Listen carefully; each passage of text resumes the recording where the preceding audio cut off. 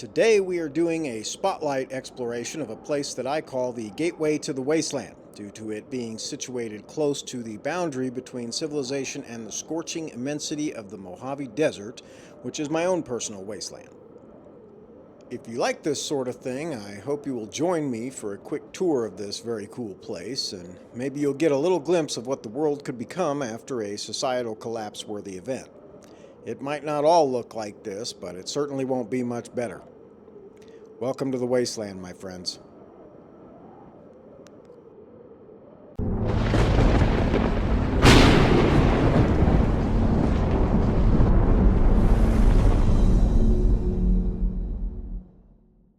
Hey everyone, this is Chris, and you are watching Wasteland by Wednesday.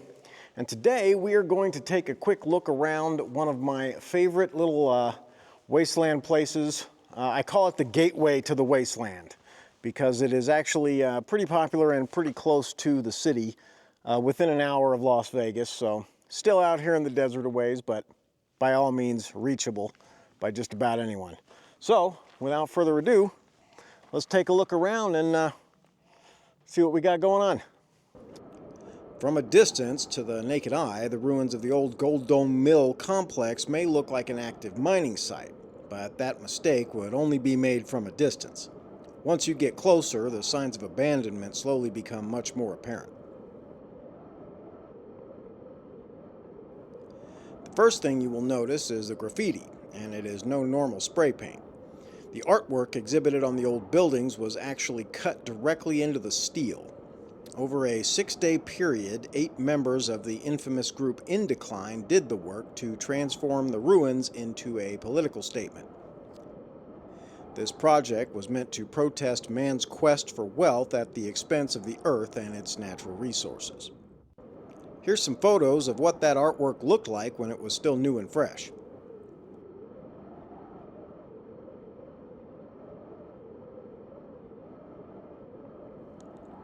That was quite some time ago, however, and in the years that have passed since, nature is making good on the promise to retake the place. High winds, scorching temperatures, and blasting dust storms have taken their toll.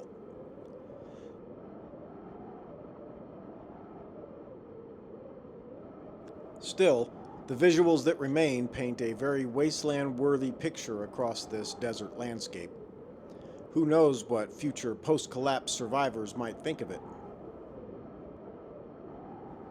The mill facility itself dates to the early 1980s, when the site was used to process ore mined from the Gold Star mine located about 17 miles away, as well as some other mines in the area. The Vanderbilt Gold Corporation owned the Gold Star mine and the area surrounding Goldome as well. The historical site of the ghost town of Vanderbilt is actually just over the mountain to the northeast of the Goldome Mill site, though barely anything remains. The California Desert Protection Act of 1994 created the Mojave National Preserve, and with the new regulations, mining within the preserve was essentially ended. Some of the papers and magazines scattered about the floor of the old main building here can still be found, dating to the mid-1990s. And new hired workers were joining the team as late as 1996. However, the Goldome complex ceased operations by 1998. The facility did keep operations running right up until the last minute, and due to that, there never was any real cleanup done by the company. For the most part, they simply walked away from it. After the mill was confirmed closed, it ended up being classified as a Superfund site by the Environmental Protection Agency due to the hazardous substances left behind. Some of the substances include deadly amounts of cyanide, contaminated heavy metals, and hydroxides, all of which can cause irreparable damage to the local ecosystem. Visiting the complex today is an interesting experience. The area seems more like a post-apocalyptic scene from a Mad Max movie, which makes it an appropriate site for many of my video backdrops.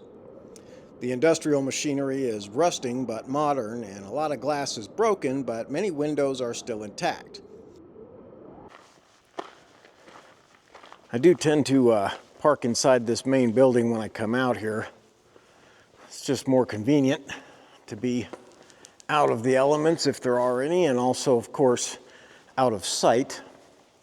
Various people in the past have used this place for cook off a quick batch of meth, whatever you need to do. Stop over on your way to making a coyote run up from Mexico, whatever. The entire place has an uncomfortable silence draped over it. There is a strong feeling that you should hear the metallic sound of grinding gears, but the desert wind and crunching gravel under your footsteps is all that will meet your ears here.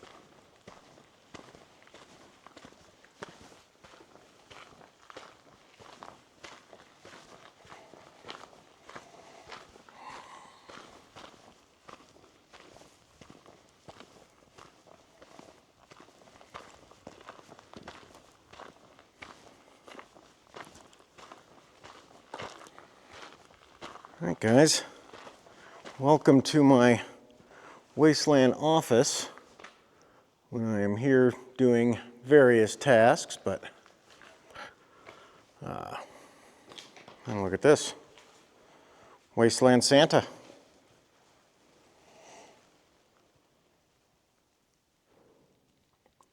Very nice.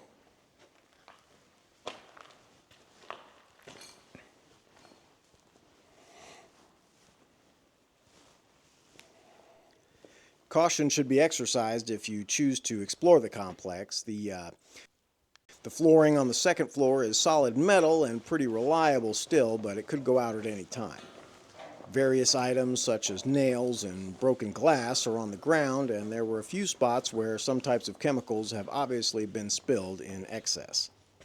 Still, the location is only a short hour-long drive from Las Vegas, just inside the entry to the rest of the Mojave National Preserve. This is one of the reasons why those in my group call this place the gateway to the wasteland.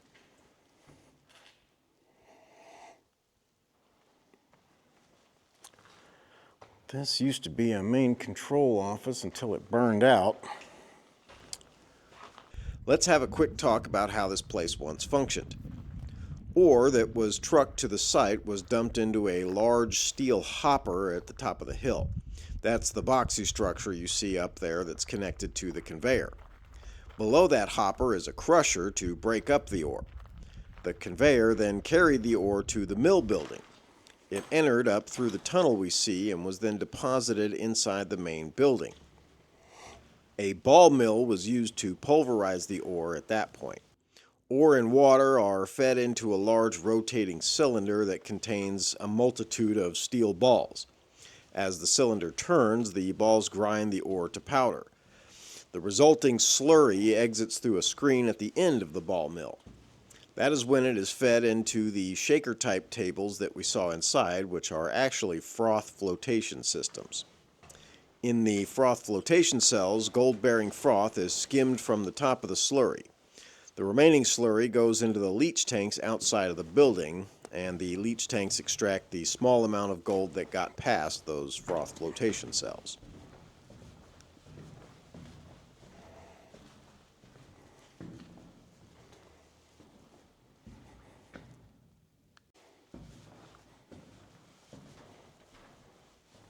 This facility was used to process many tons of gold ore from the surrounding mines. And when it comes to those mines, an important side note to think about is that they weren't closed because the gold ran out. They were closed because the area was turned into a conservation area, so the gold remains.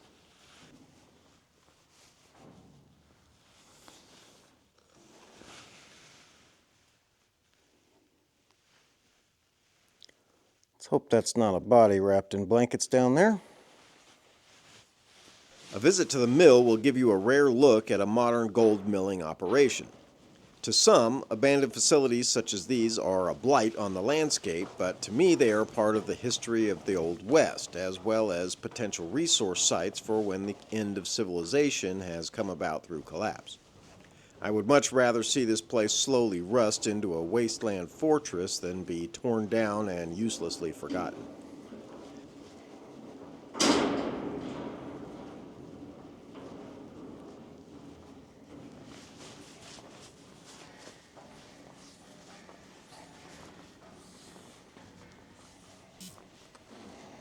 From the vantage point atop the leach tank assembly, you can get a very good panoramic view of the surrounding desert lands.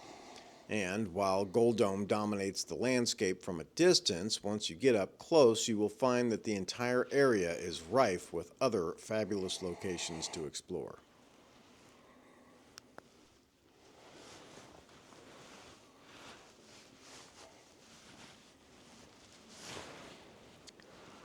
And here it is, the world's largest margarita blender.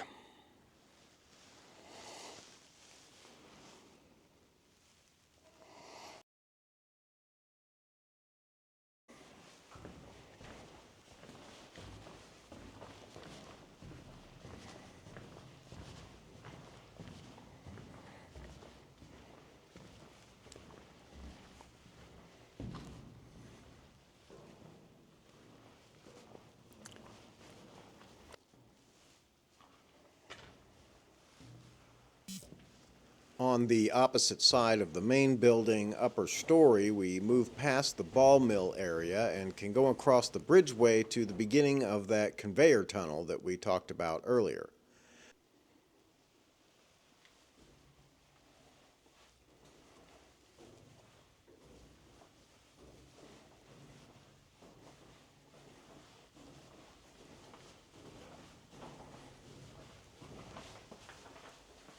This is where the freshly crushed ore from the hopper and rock crusher would have come down to enter the ball mill.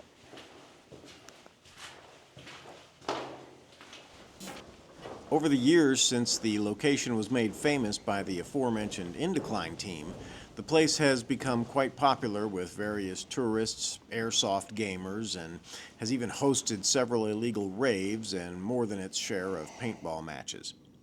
In my own experience, I have also found it being used occasionally by various criminal groups as well.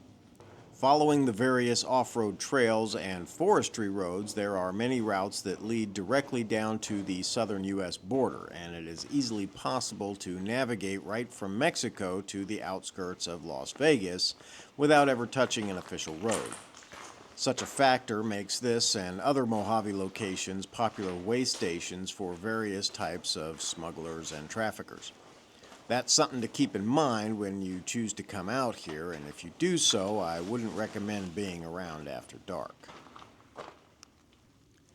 As a destination waypoint accessible even to standard cars, this is an excellent and easily navigated site for a post-bug-out threat assessment break while deciding on subsequent moves away from whatever calamity has struck that sent you out into the wasteland from Las Vegas. Due to the chemical contamination in the area, it isn't good for much else, other than as a training ground for tactical exercises and a point of interest landmark. Although post-collapse, the place would be a decent source of some metal resources to anyone in the area. One could certainly picture the location featuring a battle from some movie in the Mad Max franchise, or perhaps the setting of one of the towns in the next Fallout video game release. It certainly has some defensive potential, which is why we have occasionally used the place for training exercises. Playing both attacker and defender of such a location creates some useful experience for any prepper group. Very nice graffiti art.